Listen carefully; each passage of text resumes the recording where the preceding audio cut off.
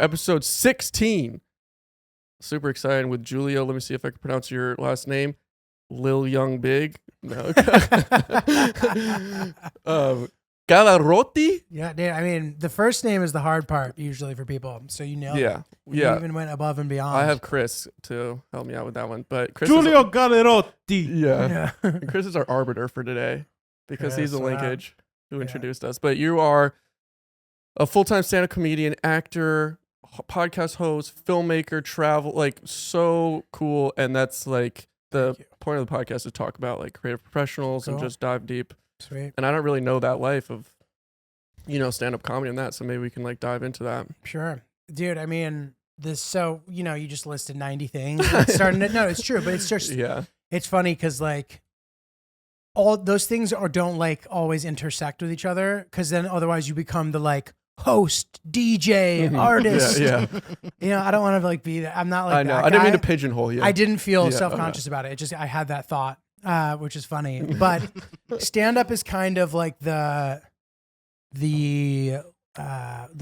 home base, not even the home base, almost like the foundation, I don't even fucking know. Metropolis, love it. Not the metropolis, like the intersecting thing of all of those things. So like stand-up kind of is pretty versatile in that people trust you to do other stuff. Sometimes if they're like, oh, well, he does stand-up, we'll consider him for that or whatever. So like my whole approach has always been, I guess we can start talking about stand-up and then talk about that. So I started doing it. I've been doing it like, I don't know, since 2008. Yeah. What was the spring point to like not throw it back? Like, I don't want to know your parents' name, but like, what is like the first, like, how do you get into it? You just have fun. I feel like maybe that's an arbitrary question, but I think everybody has a different way that they do it. For me personally, I don't know how unique my story is, although it might be. I had no knowledge of stand-up. This is also before a time where like people cared about that.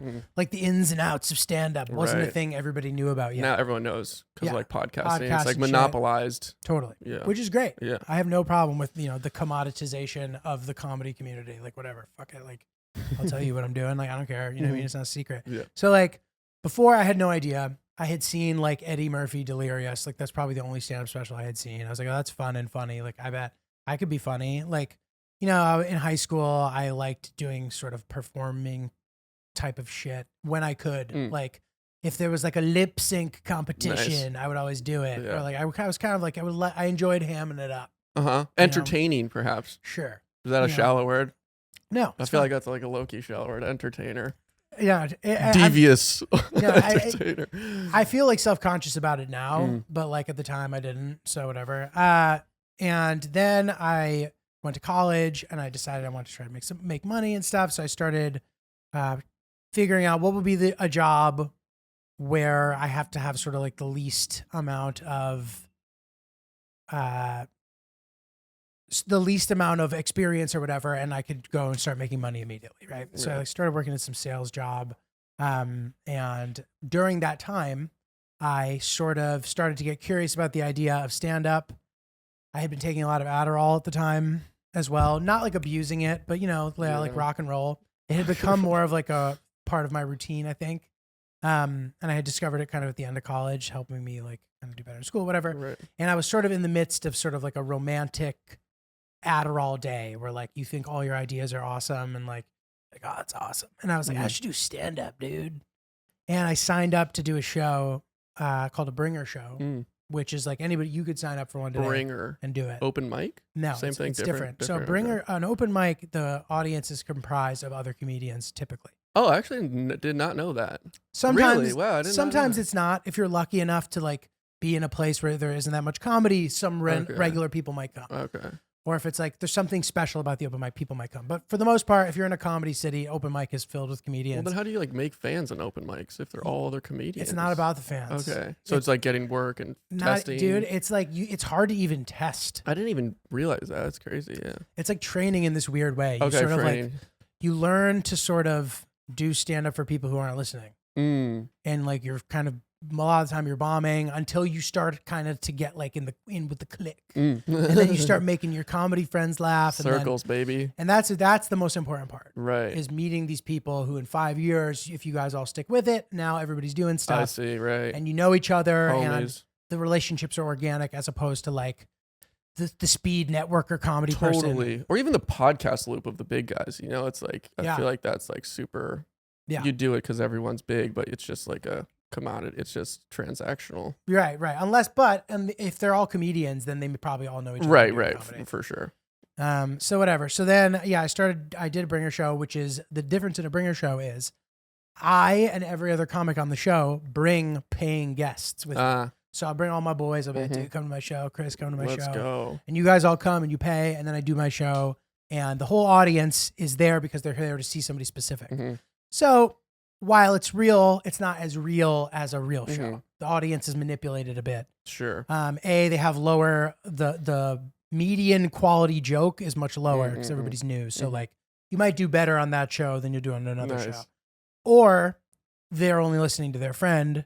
So it becomes this weird pocket of laughter. Or you bring a ton of your friends, and you do great. So now you the think rest you're of the really people, good. maybe won't get the laugh with your cohort. Exactly. So that sounds fun though, honestly. Dude, it was fine. So I started doing that, and that was sort of all I knew. And then I backed into doing open mics through that. So the guy who did those bringer shows, I did a couple different ones, and then I ended up settling on this one bringer show where like an industry guest would come. And that was actually ended up being helpful because sometimes it would be industry people who they weren't road comedy bookers. They were like people who cast commercials, and like anybody can do a commercial.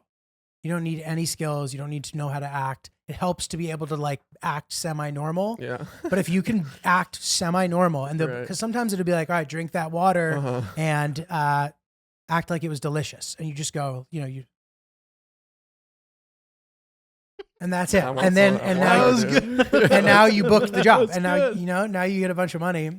So sweet. So I started getting my feet wet with doing acting, and then I was like, I used to love acting. I'm going to do acting again. So I started like taking acting classes. But is this part-time? This is why. So I was doing my job. I stuck with my job for like 9 months, and then I ended up quitting. And then I started teaching tennis to kind of make money, which, is not easy, but it's not necessarily time intensive. Yeah. So you can do 10, 15 Love hours tennis. a week. Big tennis fan. Love it. Awesome. Are you serious? Yeah, I'm a squash also. Love sick. racket sports. Cool. Yeah. My brother's a good squash. Hell yeah. So anyway, I would give tennis lessons and, whatever. So then I started doing acting school and that's really cool. Taking class, whatever. And so you're like, I'm doing this. Like, this is me putting to fifth gear. Like, let's go towards this path of life to make money, like career. Yeah. And not I didn't put words in your mouth. No, yeah. But like that decision to like, hey, let's send it. Yeah. And I didn't have any knowledge of how stand-up worked. If I had, perhaps I would have been a little more intimidated starting. But for the first couple of years, I only hung out in this circle of like brand new comics who were doing these bringer shows on the weekend and doing the open mics during the week. So it started from like 1 show a month to 2 shows a week to like, okay, now I'm starting to learn a little bit more about comedy. I'm going to branch out and like start doing mics, start doing this and that. I had some lucky things happen early on where I got cast on some random shit that like was great at the time, but didn't necessarily it wasn't necessarily super helpful, but it was also kind of like, okay, I've arrived. On Gossip Girl, right? I mean, so that was like, I just saw your IMDb. Yeah, that like doesn't really count. Yeah, but that's pretty sweet. But that's like a classic sort of like manipulation situation where I just like muscled my way into the shots. Hell yeah. And then got like featured status it was just like an extra situation. Just for accolades. Yeah. It's just like bullshit. But then, yeah, because I like got into the main shot, they had to like change the contract a little bit. Nice. But that wouldn't really. Yeah, sorry, non sequitur, my bad. No, it's okay. But I would do it. So I did that. I was an extra 2 times. That was one of them, and then the second time was in a music video for a song that you guys may know. Remember that song? Oh, I want some more. Yeah. What are you waiting for? Oh yeah. I'm in that music video. Good job, string quartet here. And I did that for free. I didn't get paid. And it's the brand new guy move. Like, you're like, oh, I want to be in a thing. Yeah. Then, and like, dude, all extras, like not to shit on an entire group of people, but like a lot of the time, if you're being an extra, you'll meet people who are like, dude, they'll start telling you some story. They're like, Ray Liotta was an extra, dude. And he got discovered because he did one thing, the way he ate that spaghetti in the background. And it changed his career, dude. That's good motivation, though, to make you, like, focus. I don't know. Yeah, I guess. Did you believe that? I guess maybe bullshit. I started to realize that, like, and it's funny, ever since I've started kind of, like, again, I feel bad just like shitting on an entire group of people. But if you look in the background of some of these things, you'll notice that, like, a lot of the time, if you look at the people, they don't actually look like they fit in. You just don't notice. Yeah. You're just like, oh. It's literally noise, almost visual noise. They whip it together. Yeah. Isn't there that one guy, though, who's like in all of the comedy movies? He's like that famous extra, never had a line. There's like some video where he's in all the famous videos. This kid with bushy hair. Just so weird. Like an alien. I'm sure. Sent back into, anyways. Yeah. And if you're in the union, it's a way to be able, like, as an actor, it's a way to like be able to make money if you feel like doing that. To be honest, I'd rather like fold clothes than be an extra. Yeah. You know what I mean? Like there's like a SAG extra contract where like you can make a decent amount of money if you're willing to do it. I didn't even think you could make much money, but it's not much money. And is it not at all a springboard to then get other gigs? Like you have to do your due diligence to like be an extra, and then maybe you could like definitely not hand the main actor like a piece of bread, and then you can like get a line. No. So it's no perpetual. You're obviously by being in the mix, maybe you meet people, you maybe have a chance, but they don't treat you well. Yeah, they treat you like you're a piece of shit. Yeah, which sucks. Poor guys. And I feel for them in that capacity. However, there are, I think, probably 1,000 other ways to further your acting career if you want to do that over being an extra, in my opinion.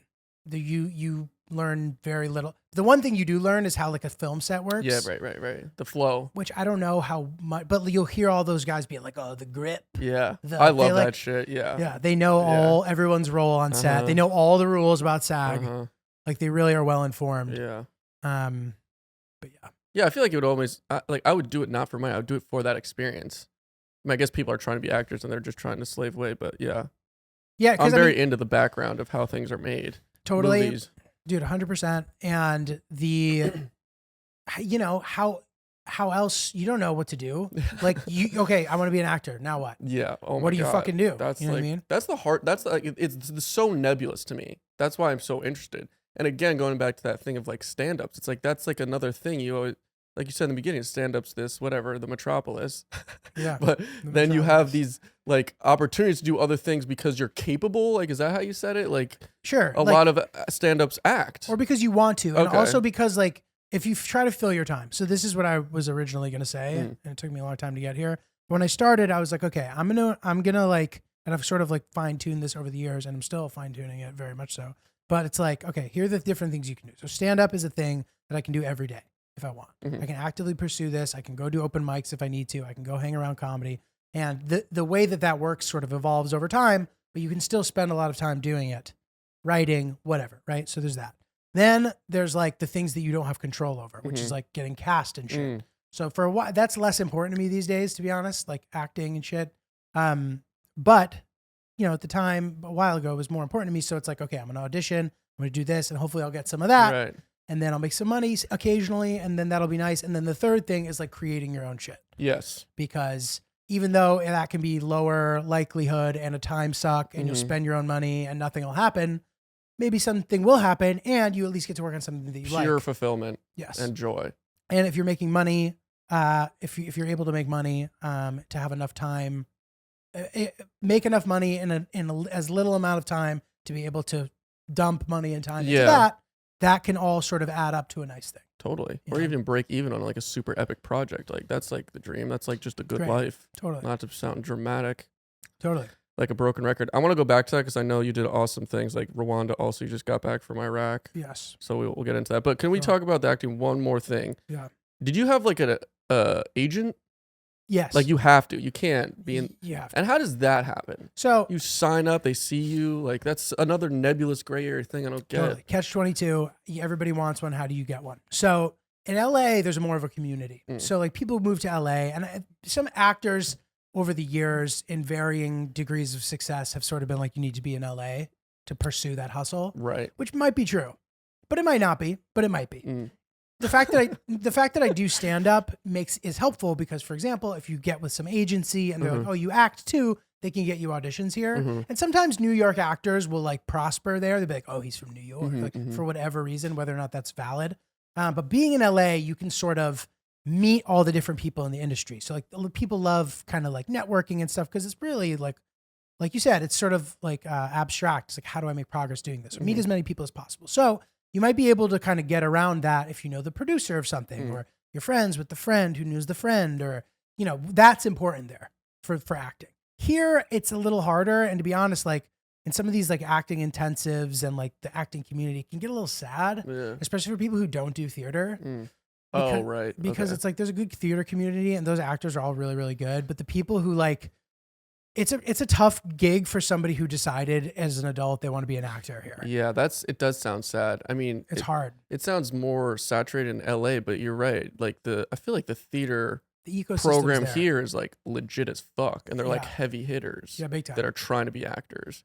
So if you roll in, but even like that life's hard, bro. Yeah, I believe it. Like those guys you're going to Maine for 2 months and doing an equity show. Yeah, and you're making money, but like you have to uproot your life all the time. The guy who used to be my like acting coach for auditions, he's an amazing actor, and his name's Evan.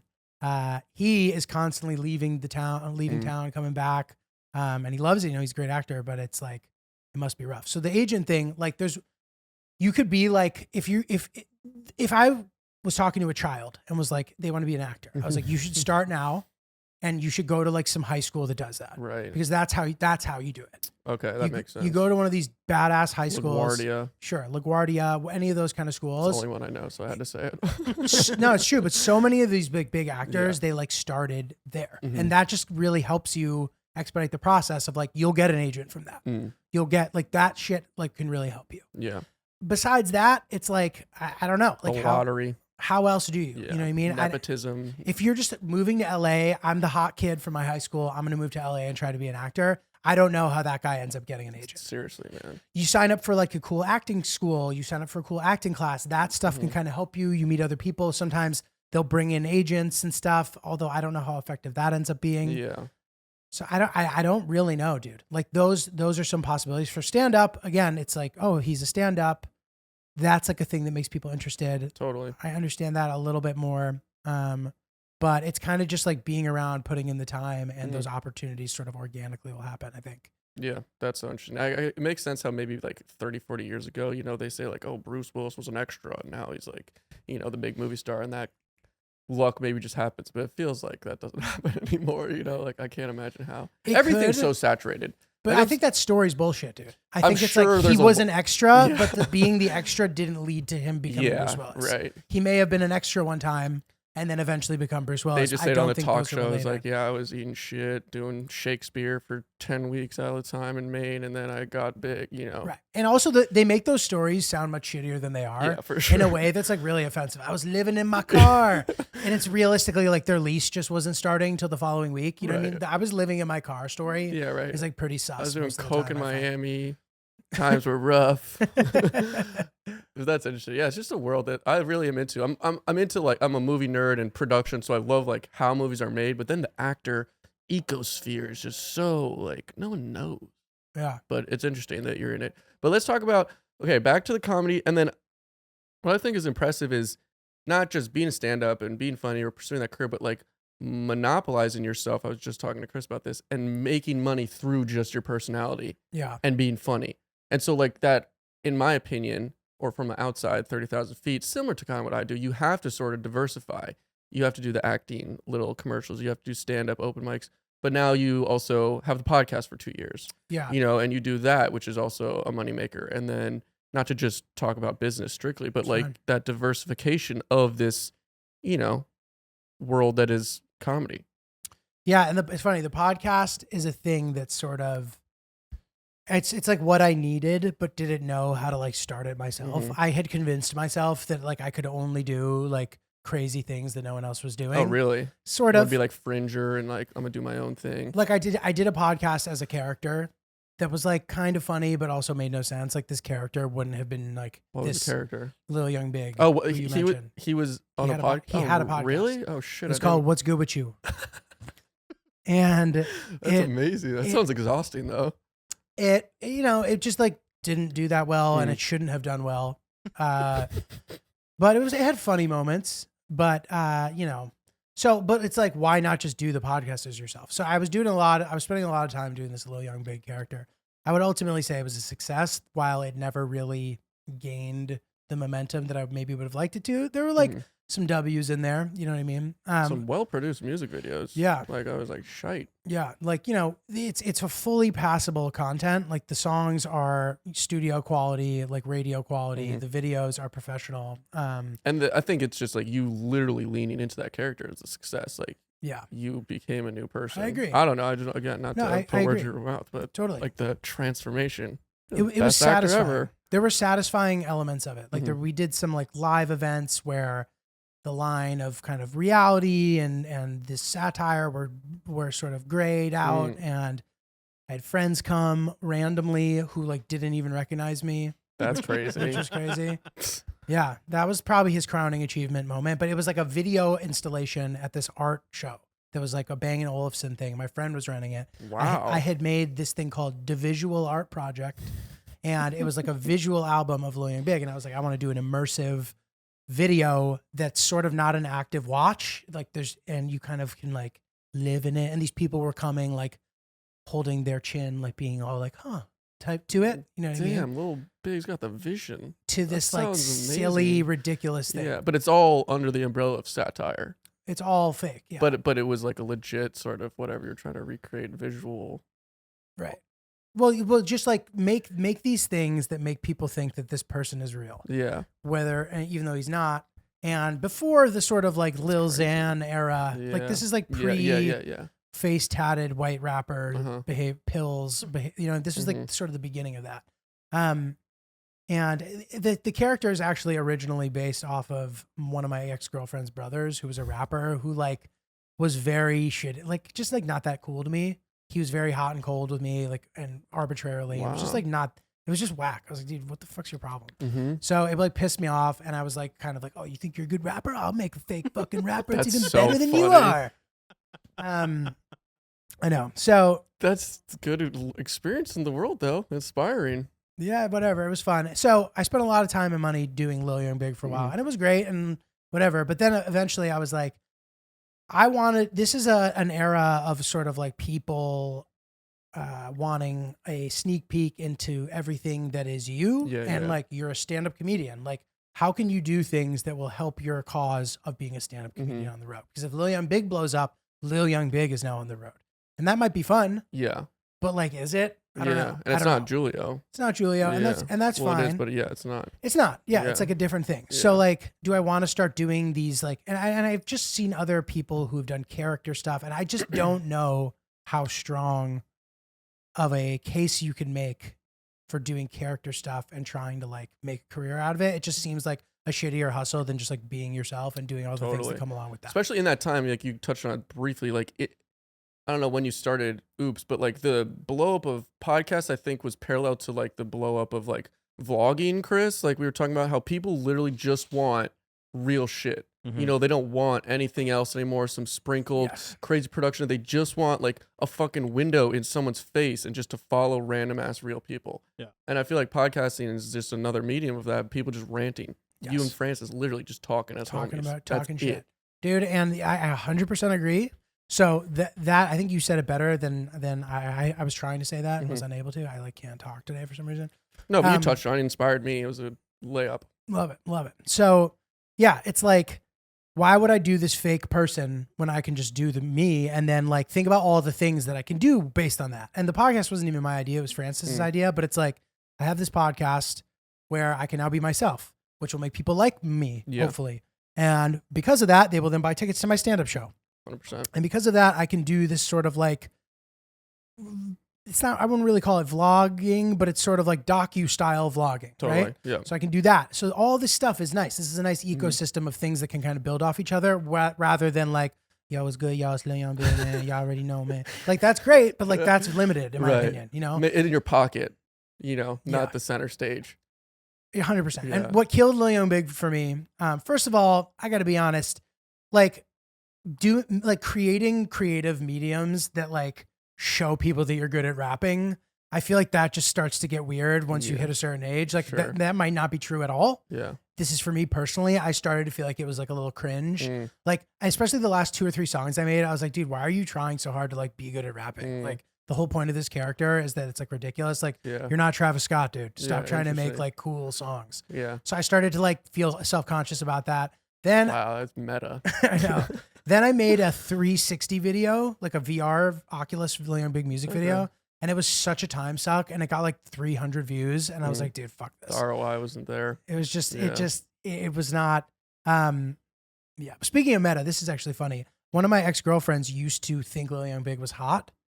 And she would talk about him in a way that she wouldn't talk about me. She'd be like, oh, I'm going to fuck him. Yeah, that is very weird. She would never be like, I want to fuck you. And she knew what she was doing. She was like being subversive and like trying to like make me like say destabilizing things to like make me like feel shitty the way that she does about herself probably. But like she'd say shit like that. And I would start to like get jealous. And then I'd be like, this is ridiculous. Like crazy. Hold the keys to this character. Like, and then I'm like, what are you going to like spite the character and like dead him because you're mad at him? Like, this is ridiculous. That's not why I stopped doing it. This was like years. But it sounds confusing for you. Like you're getting pushed into a bipolar episode or something. And let me get things, I want to make it clear. I never felt like I'd wake up and be like, I'm losing myself. I could very easily turn the character off and on. So, yeah. But, you know, it was fun. I made this whole backstory for him and we did it all, you know. But I think that's the best. Like you literally, it's like building a fantasy world. You know, you have to have like the history, the lineage, his personality. Like, I love that. It doesn't work if you don't. 100%. And when you have it, you can then behave as the character. You're right. You have a it's like the comprehensive blueprint to the personality. Yes. You have to have a full story for them, as ridiculous as it might be. Yeah. This is funny, dude. I shot this this fake documentary that is like one of the craziest things in the world. Did I have to show it to you, Chris? No. It's fucking crazy. And I don't know. I was like feeling myself at the time. And I actually feel bad, dude. The guy I was working with on it. So first of all, we shot Lil Young Big's. Lil Young Big has been ahead of the curve. I will give him that. We shot his first music video in 4K in like 2013. Like before. That is crazy. Before 4K was even supported on TV. It's like if you watch it, that video's crisp as fuck. The song's called Ah.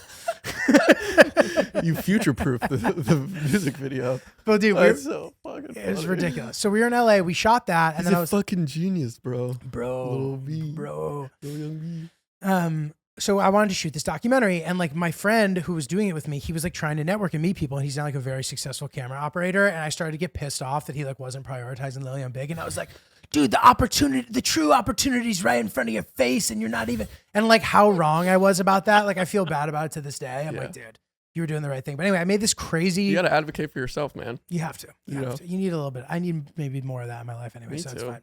You know, fuck it. Memories, dude. Yeah, bring it back. So I made this really fucking weird, explicit, crazy, short documentary about Lil Young Big that kind of makes no sense. There's a lot of nudity in it and like fake sex. People in the comedy community, we staged this live concert where Lil Young Big had sex in the middle of a concert. Holy and mackerel. it looks very real. So to this day, and a couple of my friends think it's hilarious. Ricky being one of those people who Chris knows.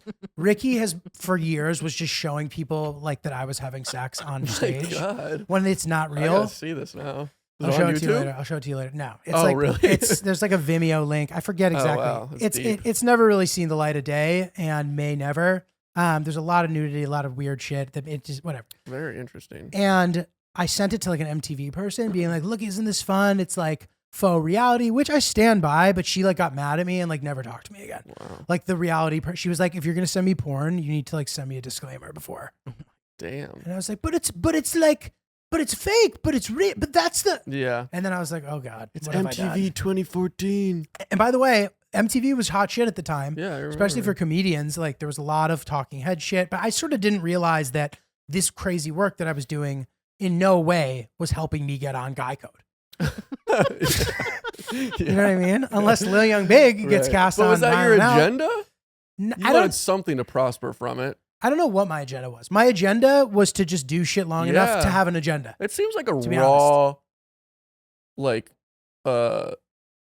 incentive. Like it just seems like a raw idea, which I think is cool. Like there was no plan other than you were just trying to lean into this. Totally. Make content, make the short, like, or progress the character you've manufactured. Totally, dude. I mean, super interesting. He has 20 songs that still live on Spotify that people listen to them. You know, like it's not like I'm making a bunch of money off the songs, but like people listen to them. There's some like people have their songs that they like, so I'm proud of that. Also, like there's things where he has existed in the video in a non-important capacity, which like to me is like a very big crowning achievement. Like we did this prank on Complex where Lil Young Big was the host of the prank. and we were pranking these up and coming rappers to make them think they were doing a collaboration song with Papoose. And then in the middle of them collaborating, Papoose starts like making fun, like basically like dissing them. And then it turns into this whole story. So that's very cool. Lil Young Big, very unimportant in that story. Yeah. He's just kind of like, yo, what's good? Yo, we here. Yeah. Like, and then in the comments, everybody's like, who the fuck is this host? Yeah. Like, and that to me is so special. It's like, we gave him life Yeah. in this way where he's not even the centerpiece of this project. And yet he's being legitimized. People are like, fuck Lil Young Big, the FOH. You know what I mean? Like people just shitting on him. And that is great. Yeah. You know? So yeah. So and then into Oops. So now, yeah. Okay. Because I want the because Chris is here and he's the connection, but I want the Genesis story, perhaps, if that's okay. Okay. Yeah. So because I love it, and you guys are super successful. And I went to the live show and it was fucking awesome. Oh, I had the best Thank you. time. Thank you. Like legit. Dude, dope. I probably would never say if I had a bad time, but I'm telling you, I was awesome. I had Thank so you. fun. Thank you. Thank you. I appreciate that. That's nice to hear. Mm-hmm. Okay. So the Oops show. So, okay. Before, rewind to the summer before, okay. The summer before, the beginning of that summer when Oops began. Which was 2019? 2019. Yeah. Yes. Okay. So I was like setting up my LinkedIn profile to try to get production jobs because I was like, I can't do bitch work anymore as my side gig. I used to like work at Calvin Klein headquarters, like helping them arrange samples. And that was fine. You know, it was like a job. It felt nice to have money. It felt nice to have a stable income. But like I took the leap from that and I was like, I will never do a thing ever again that isn't in some way related to what I want to do. And, you know, I'm 30 something when I make that decision, right? I'm probably 31, I don't know, 30, 2017, whatever. So, then I'm like, okay, I need a job. And even if that means I become a behind the scenes guy, that's fine. Right. And then I got and then a miracle happened. Okay. Wow. A miracle I happened. don't know if I believe in miracles. Chris knows about the miracle. It's called the Scooch of a Lifetime. Scooch. Oh my God. We call it the Scooch of a Lifetime. So I'd been doing commercials for years, and for whatever reason, I'd never got that big payday they talk about in commercials.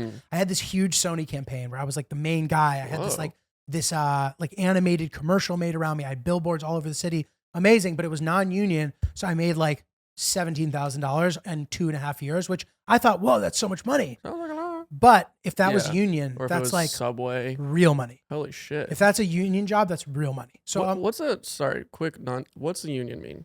So Like SAG, Screen Actors Guild versus Non-Screen Actors Guild. Okay, so Screen Actors Guild is a union. Yes, if it's a SAG. SAG. If you see a commercial on TV, almost always it's union. Sometimes if you don't talk, it doesn't have to be, whatever. But if you're cast as a union person, you're now in the So you were cast as like independent? Is that No, it just was non-union. Okay. And some of that exists, but like if you have, thankfully, I have a very good commercial agent, to your point, which you don't have opportunity, which I met through the guy who wrote this prank show I was on.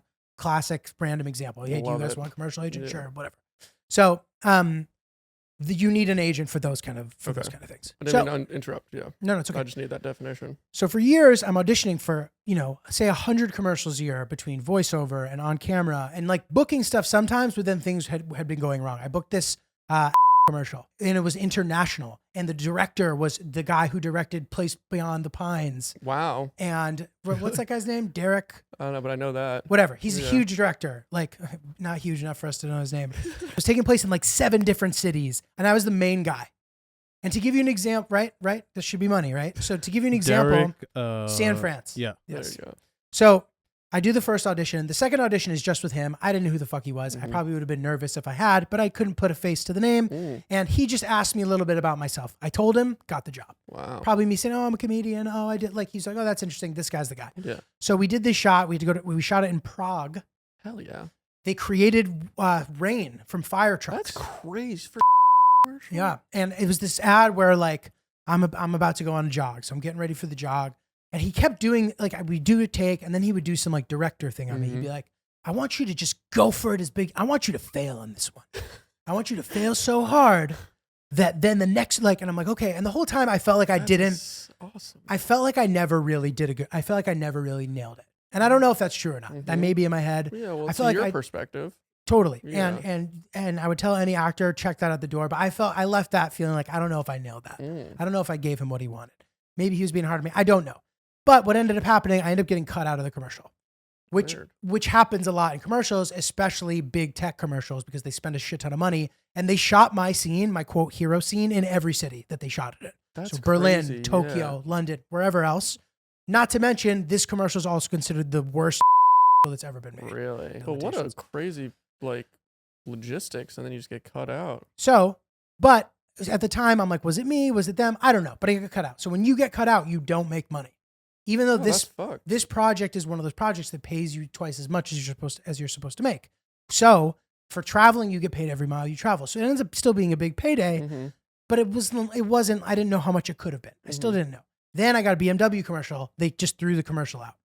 Then I got another commercial. I think they just threw that one out too. Jeez. And that one I only made like $600. And now I have to join SAG, which is like $3,000 or something. So I'd never made money on commercials and had no idea. Okay. Fast forward 2019. This is still the big squish, the Scooch. The Scooch. We're getting Excuse me. Oh, I'm sorry. The Scooch is amazing. The Scooch. I need a Scooch. So fast forward 2019, I'm doing this commercial. Taylor Swift is in the commercial. It's this huge commercial. I'm like, fuck yeah. Finally, I'm going to make some money. And we're shooting it. And while we're shooting it, they like change up the nature of the scene. And they now don't do my close-up. So I'm like, God damn it. Am I about to get cut out again? So they do this wide shot and then they do close-ups of like these two people and they don't do mine and they don't do the girl next to me. To the point where the girl next to me, actually, I saw tears in her eyes when she was telling me that she thought we were going to get cut out. And I changed my paperwork. I wrote my taxes differently because I was like, I don't want them to withhold as much because I'm going to get cut out of this. I want my sessions. Like, I want to get all the money. Right. Great. Month and a half later, I see the commercial. I'm like, oh my God, am I in it? Am I in it? And there's this shot of us from the bar where you can just see 4 people sitting at a bar, but you can't see anybody's faces. And for some unknown reason, I decide to do this. So the camera's here. I do that. And by doing that, I pop my head into the shot and then out. And then I'm not in the commercial again. And I got paid in full for it. That's awesome. Which literally completely, it changed my life. Really? Yes. When you're hired as a principal actor for a commercial, you get paid as a principal actor no matter what. Because your face is in it. As long as you're in it at all, in any capacity. But if they didn't want you in it, you just happened to do this thing. And if you didn't, you wouldn't have? They're not like, oh, if we like cut the back of the head. The budget is so significant for these things that I don't, and this is me making this up, but I don't think that they're like, oh, if we cut that first part, we don't have to pay that guy. They're not going to bat an eye at it. They don't give a fuck. Yeah. That's crazy. I know. And I remember sending it to my agent and no one said anything. And then one day we found out that I had gotten paid and he's like, just so you know, like I was like getting ready to like talk to SAG to fight your case that you're in this because I thought that they were going to try to fuck you. So anyway, that commercial not only did well, but they like repackaged it as another commercial also. So then you make all the money all over again. And it was like by far the most money I've ever made for one thing ever. By far. God. It's almost more than double. Pucker. Right. So that changed my life. That's crazy. So that was the big, that was the word. That was the Scooch. The Scooch. Scooched into the shot. Scooch heard around the world. Dude, you're a killer. You gotta get that money. Changed my life. Pop your butt up. So that was huge. So then that's first time in my life I've had a little bit of breathing room financially. I'm like, okay, take a breath. You're going to be fine for at least like 9 months now. We'll figure it out. So then I'm hanging around and Francis just basically comes up to me and has this idea for a podcast.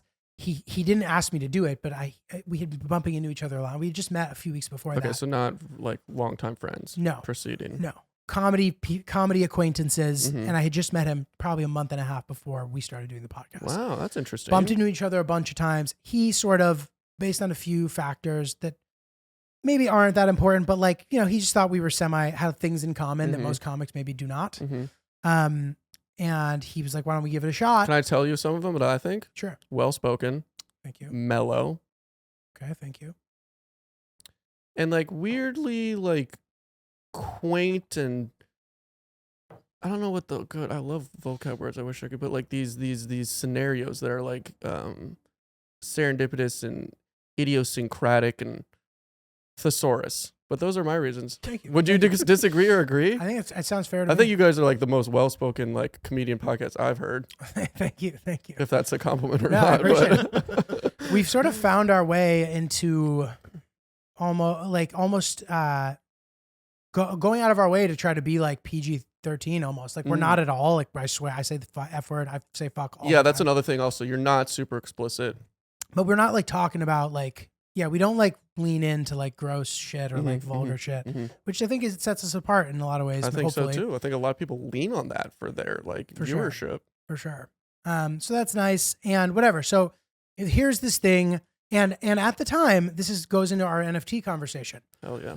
Because you were like, dude, NFTs, like, I feel like I don't know what you said, but essentially something like, it's old news now, almost. Pretty much, yeah. Which is a fair thing to say, but that's the way that's the way that I felt about starting a podcast. Because you're right, because everyone, their mother's brother is starting one. Every comedian already had one. Even back then.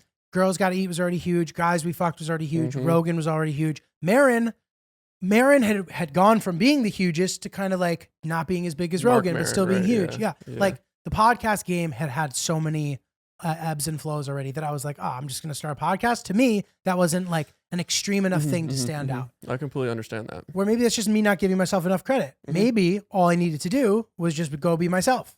Yeah. You know what I mean? Yeah. And granted, we had some help. Francis had a pretty big, engaging following. So we kind of hit the ground running and we were able to buy a bunch of gear and sort of pay it off over time. We were able to get a very talented producer, Chris. Yeah, gang. So even though we didn't make money for, well over a year, we were able to like create a great thing. Yep. And then eventually, like you said, it turned into like a steady, stable thing. Totally. That has allowed a little bit of flexibility to a degree. I mean, yeah, total huge fanship and sold out 2 epic live shows. Yeah. What was like that? Did you guys want to do that? Did you want to do it before the pandemic or it just so happened? Because I thought it was so successful. Thanks. Yeah. No. Right? Wasn't it? I mean, also just in terms of sold them both out, had a blast, like nothing but wins, nothing but W's. 100%. It's a thing that we had been meaning to do. We wanted to eventually, we wanted to do it once we knew we could sell out the way that we did. And even then, we still didn't know. I think we were pleasantly people surprised. Like knew your fiance and shit. I was like, oh my God. Like, was it like a little weird for you? People are just like, know whole your life. But I guess that's what fanship is. And no, it's people who listen every week. I mean, totally. And rational. It's nice to be able to have these characters who are real life characters in our life and we can present them in a good light there's no like nothing taking away from them and their characters. Like we don't have to like throw anybody under the bus and they can be these sort of like characters in the story as long as we continue to use good discretion, which we've gotten pretty good at. It's better now. It's better. Yeah. We had some hiccups early on, but it was nothing too stuff that's funny to talk about, Yeah. But so we wanted to make sure we could sell out the way we did. We sold out much quicker than I think we had anticipated, which was nice. And then, it's just a nice thing. So I think we hope to tentatively plan some more. Yeah. I know Francis has a little bit of a busy road schedule, but we hope to get some more stuff on the books. Yeah, I thought it was so fun. That was the first thing. I know they're more popular now doing live stuff, and I guess Kill Tony is like the OG one, but it's different. That's like more whatever. But like, I love that. And I love stand-up comedy, but like I love Chris says I'm like a podcast fucking addict. Like cool. Which ones do you like? Bad Friends, Tiger Belly, like a huge Bobby Lee fan, but all of them, like literally almost all of them I watch and I'm like really, and I have different sectors, but I paint all day and I just put on a podcast, not music, but it's like disgusting. So like when I love that, I would almost rather see a live Bad Friends show than like see Andrew Stantino stand up. Totally. Like legit. Totally. And that's just me. I know the comedy's a little different, but he's very funny, by the way. Yeah, but like that's why I was like, oh my God, this is so fucking awesome. Just like, thanks, man. The podcast.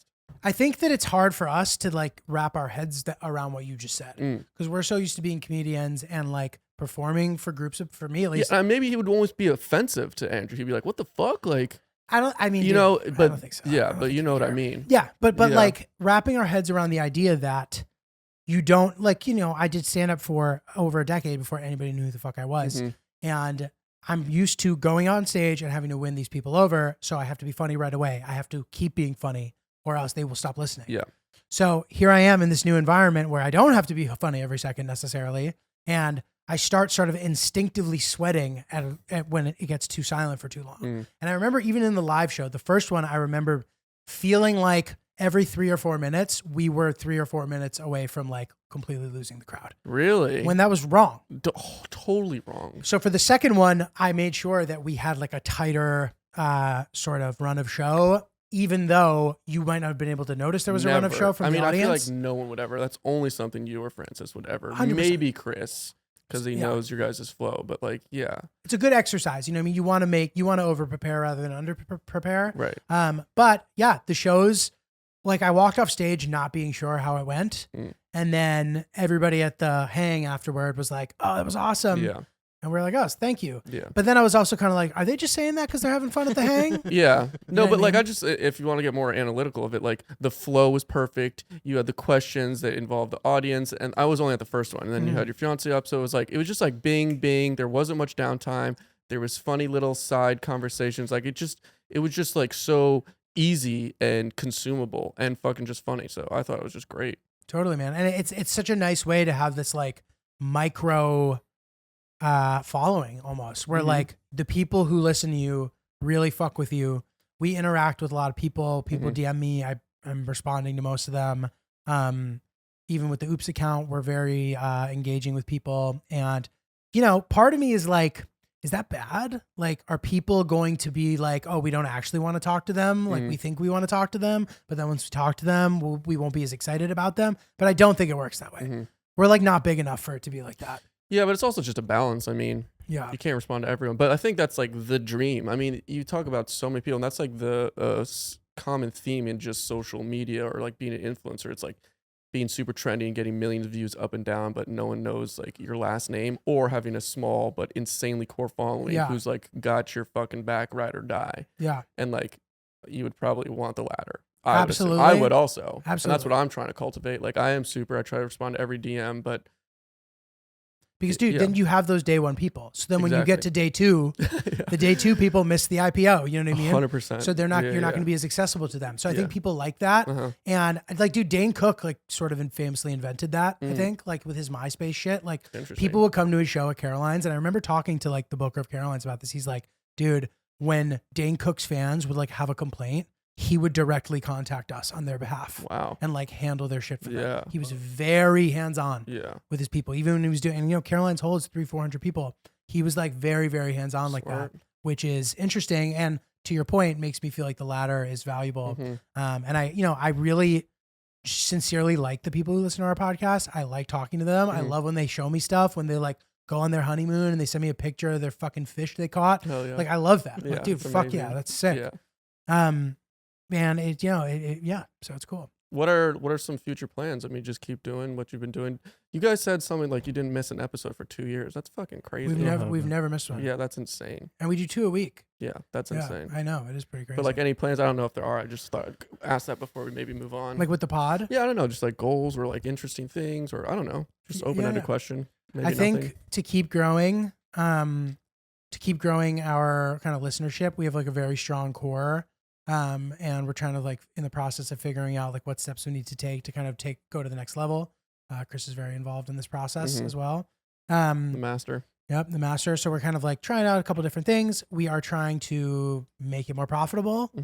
And then just like keep letting her rip. You know what I mean? Keep coming up with fun and engaging stuff. Yeah. Make sure we're able to schedule it all around our crazy schedules and, keep doing what we're doing. So yeah. That's exciting. Yeah, bro. Yeah, everyone should go listen. The millions of people listening to this. Yeah, fuck yeah. No, but all right. Well, let's. I mean, Chris, how long are we doing? Like 45, almost an hour. Yeah, like 40. Okay, perfect. Because like we got to talk about the travel and then the comedy blend because that's super epic, and that's also you've been talking about the whole time. This sort of working for yourself, making your own things, but also like, yeah, it's your stand up, but it's like telling a story, so it's more almost perhaps this directorial role. And like editor role. It's funny. So real quick, Chris, do you think we can bleep anytime I say? Okay. So anytime I say the brand of those commercials, I signed NDAs for both those commercials. So I just don't want to I don't want my agent to like get mad at me or something. Yeah.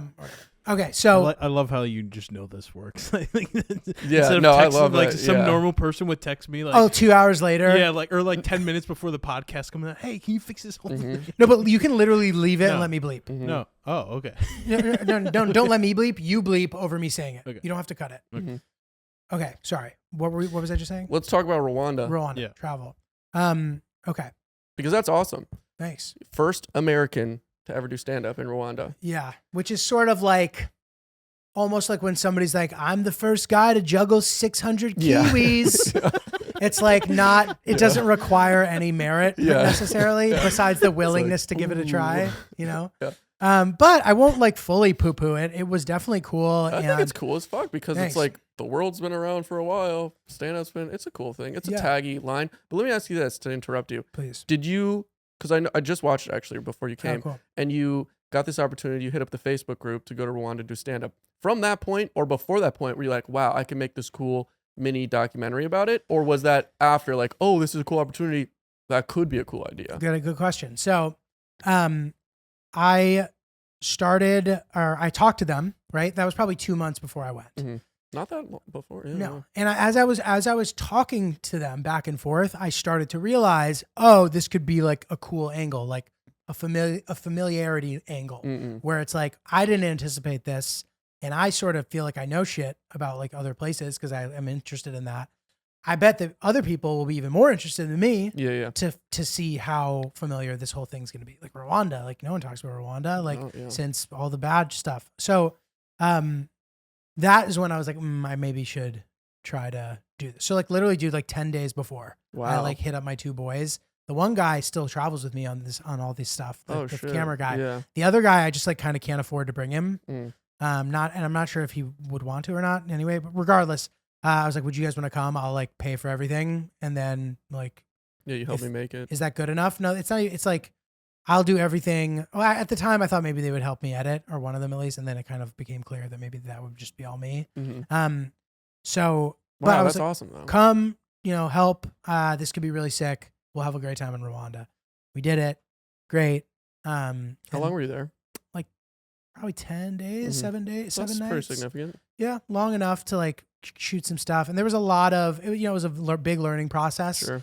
The audio was horrible. And really, the amount of kind of elbow grease it required to get it to where it even is, that like short video was like crazy. Yeah. How shitty our audio was. Thank God we had camera audio. Interesting. Because our mics were unusable. Yeah. Okay. I see. Because like the camera, I think the guy, our like producer guy there who like helped us, he was unbelievably helpful. We couldn't have done it without him. I don't think audio was his strong suit. Yeah. And I'm not sure he really knew how to use. I'm not even trying to throw him under the bus. Like I just don't think he knew what he was doing. Audio is such a fickle bitch, dude. Oh my God. So I learned a bunch of stuff like that, as far as all that kind of shit. Audio is a fickle bitch. Absolutely. Editing, all this kind of stuff. And kind of like having an eye for like how to make stuff work. And then there's projects after that. And then every time I kind of am like learning more and more stuff. To your point about like, you're a director, you're this, you're that. In a perfect world, I would have some more help. Right. Because I think I have shortcomings, like as far as being a director, like Zach, who's amazing, but him not having somebody else to help him with the shot while he's learning about focus and light, like that would be helpful for us to have like another guy another guy who's also like, ooh, this is a fun story. Totally. I think that this would help you edit if we had this too. So I've gotten better about trying to account for all that stuff. I'm like, okay, this could use some context. Let's talk about this here tonight. Yeah. Oh, we did too many shots in that one place. Let's mix it up. So we'll save stories for this spot, and then we'll do some here, we'll do some there, we'll do some there, and hope that comes together. Still, I think that it would be helpful to have one more person there with us. Totally valid. But it's still good. I mean, we've done good work. Like I was happy with the sort of like vlog stuff we did in South America. Because I think this is exactly what my life is. It's like if you're not filming, but you're getting filmed, you're in all the shots, you can kind of start piecing together the story a little bit while you're filming. And that's like super efficient in terms of narrating your vision. If you're the one editing, it's your thing. Like that's what I'm saying. Like I feel like there's sometimes a disconnect if you have 3 different cameramen or like, and they're trying to put something together, but it's your baby and it's like your narrative, or you have some script. Like there's like, you have to really get everyone in the same mindset or to some common vision goal. Whereas when it's sort of more run and gun and smaller, you have this like, with what you shoot and film, you have this like super, okay, this is what I can create. This is the possibilities. Yeah, no, that is nice. That can be nice. Yeah. So even like with the Rwanda shit, the fact that so much of it, the footage was unusable, made it easier. Because I'm like, I only have this much stuff. I was editing on a really old computer, so like I didn't even have playback. So I was holding the forward key to make sure the audio was synced. Hell yeah. And then I would have to export it to see if things were synced up. Thank you. But and I like that it's like short. I don't know if maybe you wanted like it to be 15, 20 minutes, but I was saying to Chris, I was like, I like that it's 9 minutes. Super consumable. Totally. Straight to the point. No dicking around. Just totally eat the story. Totally. Dude, no, for sure. And I think that part of that is like accident, but also part of it was just kind of me being like wanting it to be as good as possible. And it took me so long to make that. As far as first, I like couldn't even approach it at first. Cause like starting that kind of thing's so hard, which why it would be so nice to have like a director with me who also is like helping to shape the story and we can talk about it at the end of the day. The and steps also along to get it executed. Because then afterward you're like, okay, that was a blur. Yeah. What the fuck is this? But even we have about? these rocks built up for the building. It helps to shoot an intro. Yeah. If you can. Which for the Iraq stuff, which I know we were going to get to, I guess. Let's get it. Yeah, perfect. The Iraq stuff, I was like, okay, I did these South America videos. They were cool, but they were more sort of like docu-style vlog. It was like a docu-style vlog in a way, but maybe leaning a little more towards vlog, which was fun and nice to do. But the angle, there wasn't really much of an angle, which I'm fine with. I think it's interesting and like, I would do it again in the same way. Angle is just you traveling. That's an angle to me. Agreed. And anybody who says there isn't one, I'm like, I think that I'm compelling enough of a travel host. I'm interesting enough. I'm not like a fucking dork. Like, I think that that's good enough. Totally. Whatever. Iraq, there's an angle. So it's like, okay, cool. There's an angle. Let's shoot some stuff around that and then see what unfolds because we don't know what's going to unfold. To a degree, that's nice because you can't overplan, but it's shitty because you're like stressed out. So I've been working through that footage and it's been a lot, but it's coming together and eventually comes together. You know? Are you like, you have like, is it going to be a series? Is it going to be a longer, good question. Cake? Good question. I'm excited. Like, that's so exciting. I love this stuff. Like, I'm very into that and it's very cool. Thanks. So the Rwanda video, I think we got a little lucky. Because I dropped it on the wrong, I tend to do this, like I'll get too excited and I'll drop something before it should come out. So I put it out on like a Sunday afternoon, which they like say is a bad time to put things out. In retrospect, I don't think it's bad for that kind of piece because you don't want to put out a 9-minute video. On YouTube? On Instagram. Oh, okay. You don't want to put out a 9-minute video like during a time when somebody can't like listen to it and watch it. Yeah. You almost want to do that like during their lunch break or on the train. You want that to be like a bedtime thing or like maybe Sunday afternoon. I don't know. But your pal, your neighbor, Andrew Schultz, shared it. Oh, nice. With like a really nice blurb being like, this is dope, blah, blah, blah, blah, blah. Which then makes like every comic watch it because if he says it, everybody watch it. He's the fucking, he is like the Puxatawny Phil of fucking comedy, dude. When he sees his shadow, everybody listens. You know what I mean? Like that guy is a fucking legend. I am one of his loyal disciples. Hell yeah. I have always looked up to him. Anyway, so he posts it so that everybody starts sharing it. It gets a ton of views. So Sunday was the right move. And dude, I'll tell you what, if that video crashed and burned, I might not still be doing this. Wow. Which it's amazing how fickle this kind of shit can be. Oh, because a lot of the time it's not even you. No, you know? 100%, dude. That's my toxic fucking life. Of push and pull. Totally. Chopping my wiener off. Just the thought of it. 100%. The time you put in, uploading times, and then it just flops. You're like, why did I just spend like 2 weeks fucking pouring my heart out? Not to sound dramatic. Yeah. The process is a terrible ride. Yeah. And it's also a vulnerable thing. It's like it's not like I'm reviewing the iPhone 13. It's like I'm traveling, I'm doing stand-up, I'm being vulnerable, or me making art. You know, it's like a very kind of opener, not again to be dramatic, but it's a difference. And it hits harder when you're taking a strong stance. Exactly. You're being like, I now do this. It's harder than being like doing a back end thing where you're like, oh, that was kind of funny. You're like, I am funny. Yeah. That is what I do. Yeah, here I am. Because then everyone's like, oh, you're funny, Mr. Funny. And the same way, like I'm making art. I am going to be, I'm not afraid to admit that I love traveling, even though I think it makes me sound like a basic bitch. No, everyone who fucking doesn't. I'm saying for years, I felt self-conscious about that. Yeah. About proclaiming anything. Yeah. Which is maybe why I like doing character work because I didn't have to. Yeah. You know? No, I think it's, I understand you, but totally. Yeah. So with the Iraq thing, a lot of the time my girlfriend will be like, I don't understand why you love like going to CVS and shit for me. and the answer is because it's a task that I can complete immediately. So like goal-oriented. Any task I can complete immediately feels so cathartic when I'm sitting here slaving over this Iraq thing for weeks. Oh, I see what you're saying. Not knowing if it's going to be good. Oh, it might be terrible. It's too, anytime I see myself do something cringy, I'm like, oh, dude, stop selling it so hard. It's obvious. Like You don't need to be selling it. Like Yeah. it's so like you're just looking into your soul in this way that's like brutal. And I'm sitting here watching these clips and like trying to organize it and like doubting it. And then like having these moments where I'm like, you know what, this is actually dope. And then waking up and being like, oh, this is terrible. Fucking roller coaster, dude. It's horrible. It's horrible. You know? So one day if I can afford an editor, it's just too expensive for unscripted to have an editor. Yeah. Like, no, yeah. I joke, I'm like, you know, if somebody just handed me millions of dollars, that might be the only time where I don't edit it myself. Yeah, no, I feel you. But I'm also like, I'm going to stick on the side of like, I like that you're editing it. Thank you. Because it's like your baby. Again, it's like your vision. No one can edit the clips like you. I don't know. I mean, I'm coming from like an experience of being just the editor of my own stuff. And maybe it's like an egotistical fucking tangent. But like, I love that. And like, do you think you're, like, let's make, like, if someone edited your stuff, you would obviously be behind the scenes, you'd be helping, it would be a different workflow, but like, do you think that emotional roller coaster would still be there, right? For sure. The emotional roller coaster would still be there. It would be nice to have a scapegoat though.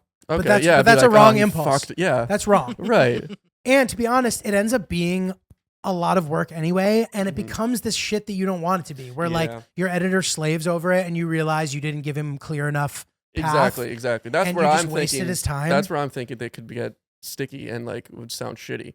But that's why you have to pay editors by the hour. Okay. You can't give somebody like a deliverable. You essentially give them an hour, like roughly, as instead of if you're like, all right, I'll give you $5,000 to do this, it might not be enough. No, Probably you're completely right. Because there's no clear goal of how long that will take. Exactly. How annoying the person would be. Like, no, let's change this, like me, Chris. Because I know how I want it to be. I know how I want it to look. And one time I actually had one of my friends who's a very good editor take a crack at the Rwanda thing, and he just didn't do what I had wanted. Right, exactly. And I was like, I just need to do this myself. But you know what? I just thought of like you being so nervous in this remote, like, you know, that's only proof that you really care about it. And that's probably a good thing, retrospectively. I know it's shitty and it's like fucking the workload, but like that just means you care. Yeah. And that's a good thing. Totally. And dude, how Chip on the special. shoulder. No, for sure. How special the Iraq stuff is in general. I try to remind myself of that. I'll be watching and I'm like, I have to like remind myself you're in Iraq. Don't forget that. Don't forget that like nobody thinks you can just go there to chill. Yeah. And how wrong that is. All that stuff's super compelling and super interesting. And like how cool and chill of a time that I had was really awesome.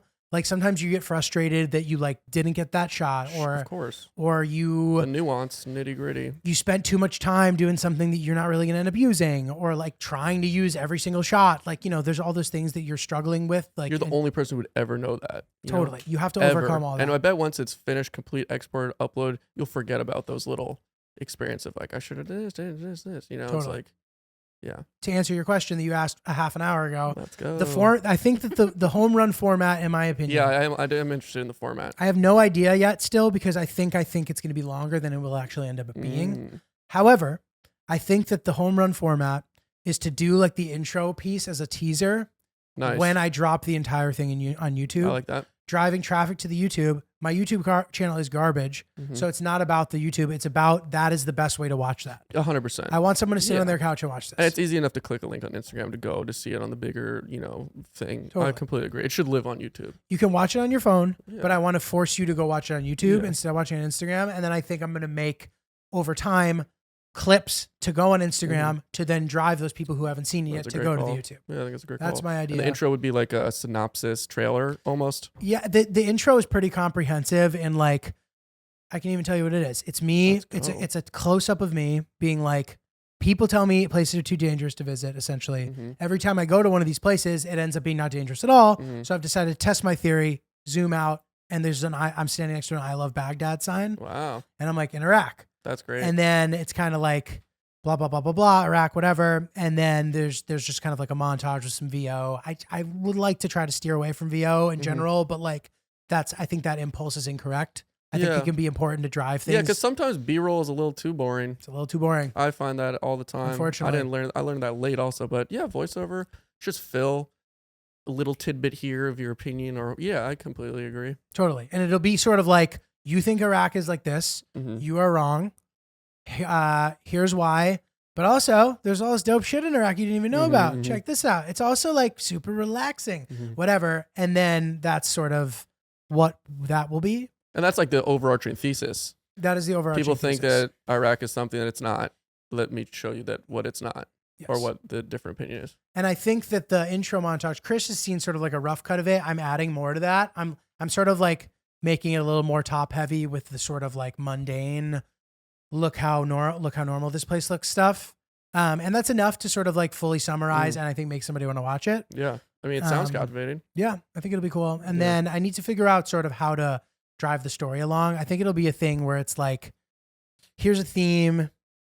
Here's the different places we are when these themes are happening. They aren't necessarily that important, but it just gives you some context. And then a little bit of like, it's easy to go there. This is what the process was. Here are the questions we think you're thinking, and here are the answers to them. Yeah.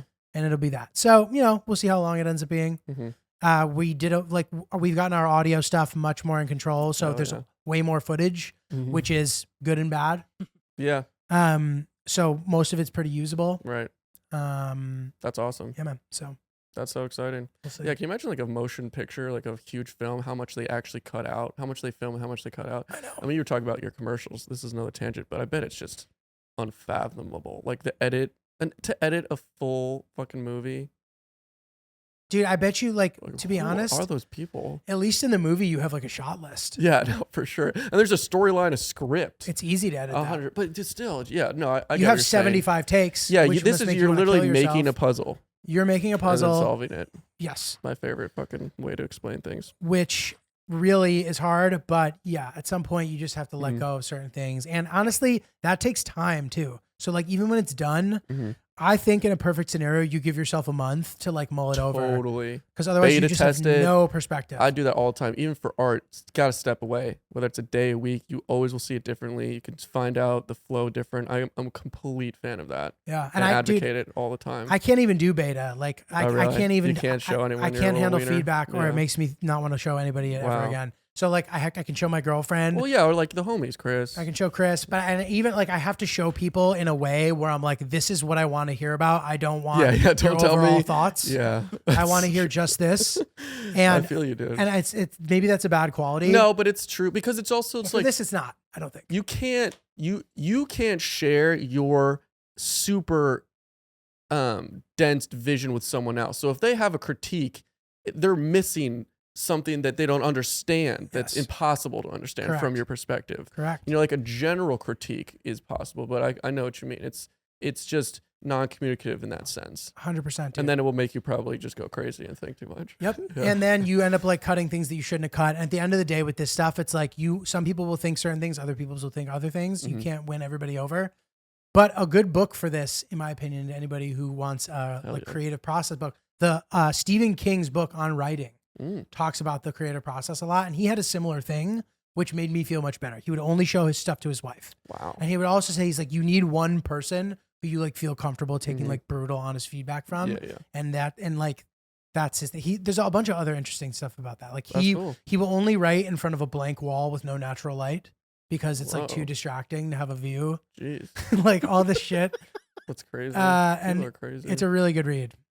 I think I'll have to pick that up. It's just about writing. It's about the process of writing. Writing. And he Wow. also kind of tells the story of how like certain things got off the ground, like Mhm. why things work better than others, but it's like pretty much about the process. It's pretty cool. That's awesome. It's dope, man. Yeah, well, we covered a lot. Chris, you have anything else to add? I don't know. I feel like that was great. that was quite the timeline of your life. Wild ride, So dude. interesting, dude. I had such a good time talking. Thanks, man. Likewise. It's Yeah. cool. Hell yeah. It was dope. All right, I guess that's it. Yeah. That's it. Signing out. Go check out all Giulio's stuff. I mean, you have no timeline of when the Iraq thing's dropping, though, right? Okay. So I think that Before 2025. I honestly think it'll be out in March. Oh, great. Spring. Ooh. Is my guess, because I'm getting to the point where I'm going to be able to like start the edit, like the actual edit, like get organizing all the footage, and then which is the hardest part. It is. And then I think that I should be able to have a rough cut in like a few weeks, hopefully. And then I'm gonna have to like do all the bells and whistles, make sure the sound is good, and fucking do the color and shit.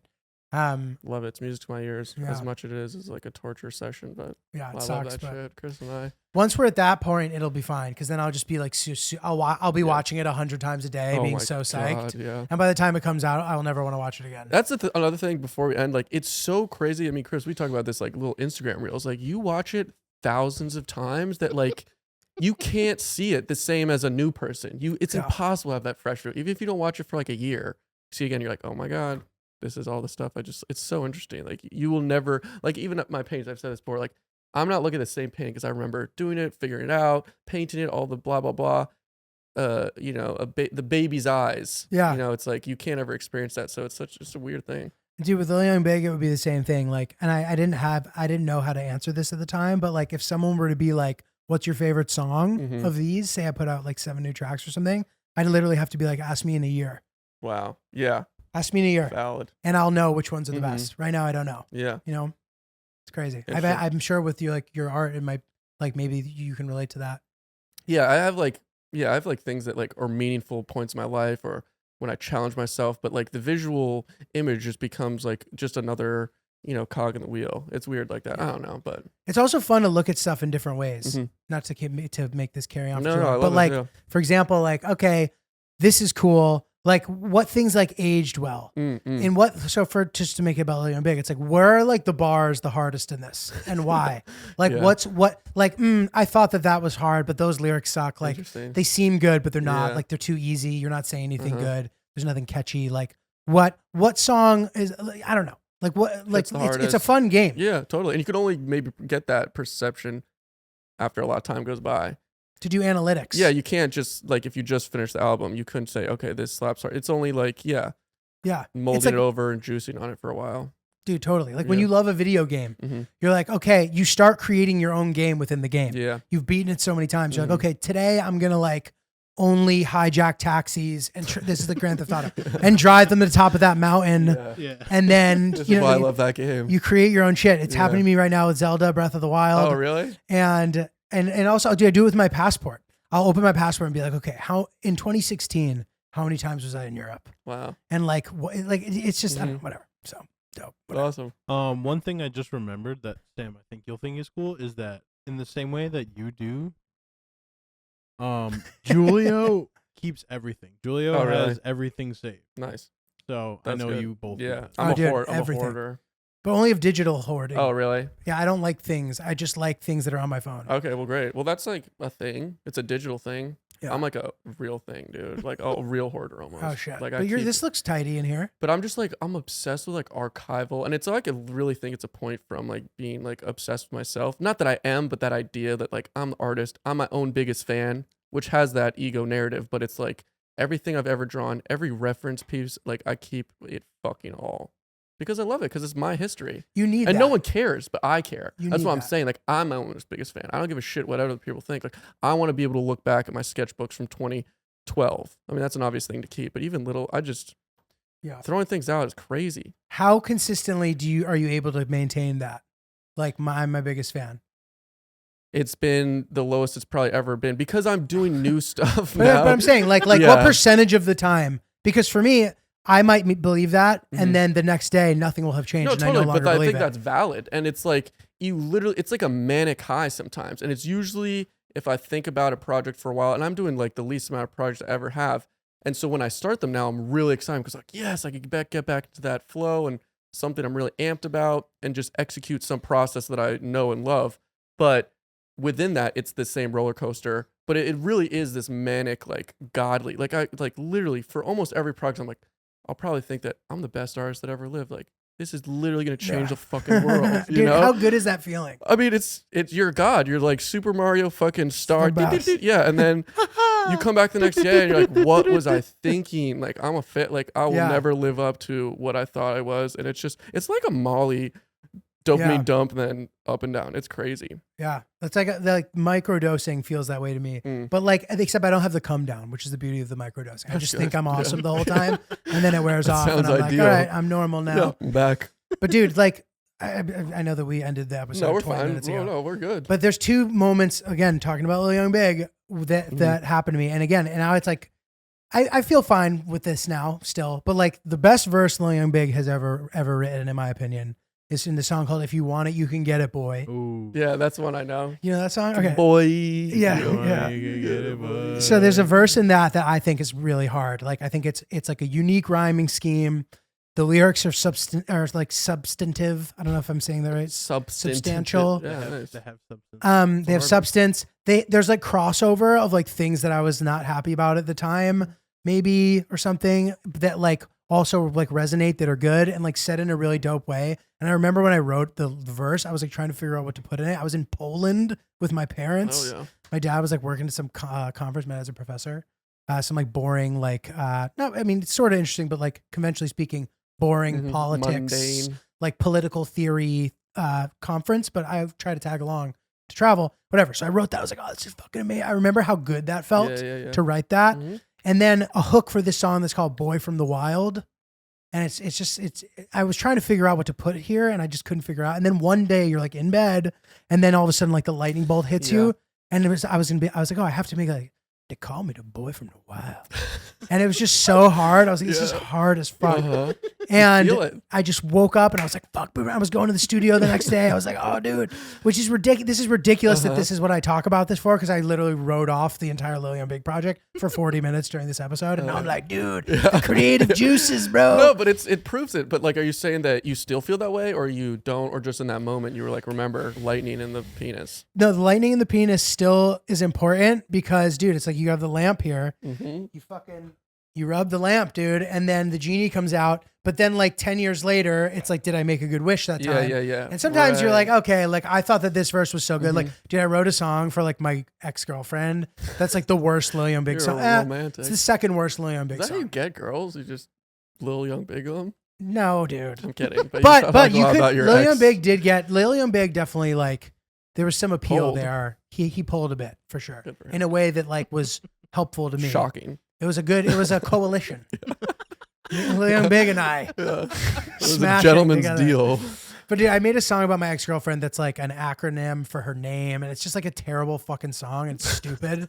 And it's just like, it's a terrible song that sucks. Yeah. And I like cringe like thinking about me telling her about it and shit. And I was like, she must have thought I was a fucking whatever. So like that kind of stuff doesn't hold up where when I was writing, I was like, oh my God. Yeah. But if I can still relate to it, then yes. Totally. And that's how you know it goes. But also like my art, like I've had so many different like segments of styles that like it changes, and like it's like almost a new language, like traditional oil painting compared to this stuff. So in that sense, it's so refreshing to have those new lightning sparks on the penises in different like languages of the same sort of world. And now this is just a rant, so let's just end it. No, but it's true. I like that because it helps me be able to not go super fluctuation, because I have like a couple other waves that are like maybe perpetually just kind of coming up. Absolutely. Balances out.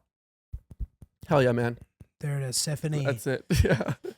That's it. Cool. Yeah.